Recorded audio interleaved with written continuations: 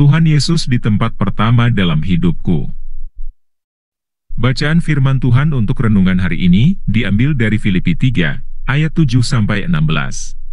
Demikian firman Tuhan. Tetapi apa yang dahulu merupakan keuntungan bagiku, sekarang kuanggap rugi karena Kristus.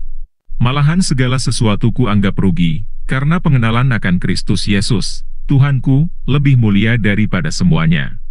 Oleh karena Dialah, aku telah melepaskan semuanya itu dan menganggapnya sampah, supaya aku memperoleh Kristus, dan berada di dalam Dia bukan dengan kebenaranku sendiri karena mentaati hukum Taurat, melainkan dengan kebenaran karena kepercayaan kepada Kristus, yaitu kebenaran yang Elohim anugerahkan berdasarkan kepercayaan.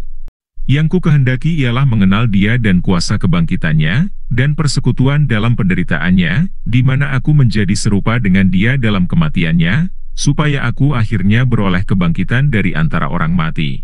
Bukan seolah-olah aku telah memperoleh hal ini atau telah sempurna, melainkan aku mengejarnya, kalau aku dapat juga menangkapnya, karena aku pun telah ditangkap oleh Kristus Yesus.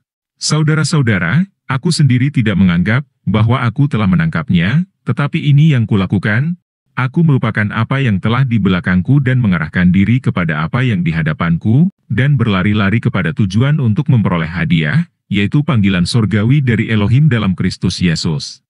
Karena itu marilah kita, yang sempurna, berpikir demikian.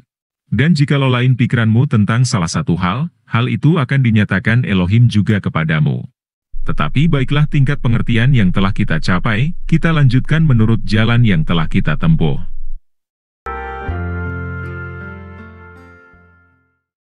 Prioritas pertama dari hidup Rasul Paulus yaitu untuk mengenal Yesus Kristus. Ia maksudkan hal itu ketika ia berkata bahwa, tetapi apa yang dahulu merupakan keuntungan bagiku, sekarang kuanggap rugi karena Kristus. Malahan segala sesuatu kuanggap rugi, karena pengenalan akan Kristus Yesus, Tuhanku, lebih mulia daripada semuanya. Rasul Paulus telah mendapatkan berkat rohani yang melampaui apa yang dapat diberikan oleh dunia ini. Ketika setiap kita yang adalah orang percaya, mencari Tuhan Yesus dalam firman Tuhan, maka kita juga dapat mengharapkan berkat-berkat rohani seperti ketenangan jiwa, iman yang kuat, hati yang murni, dan pikiran yang terus diperbarui. Jiwa yang tenang.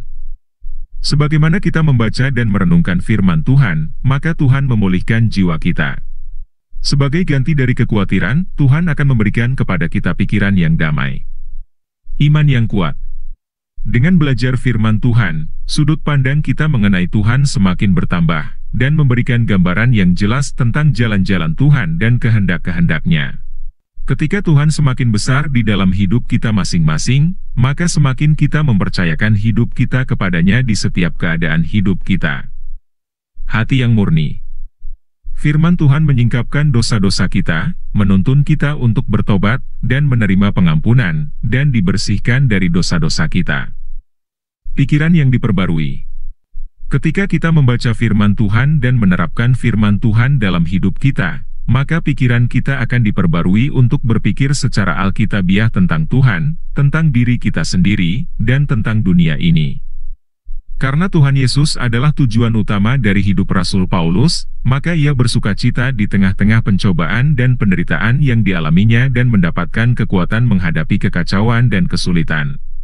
Dan jiwa yang tenang, iman yang kuat, hati yang murni, dan pikiran yang terus diperbarui, yang merupakan berkat-berkat rohani yang sudah didapatkan Rasul Paulus, juga adalah milik kita, ketika kita mengetahui bahwa Tuhan Yesus adalah tujuan tertinggi dalam hidup kita.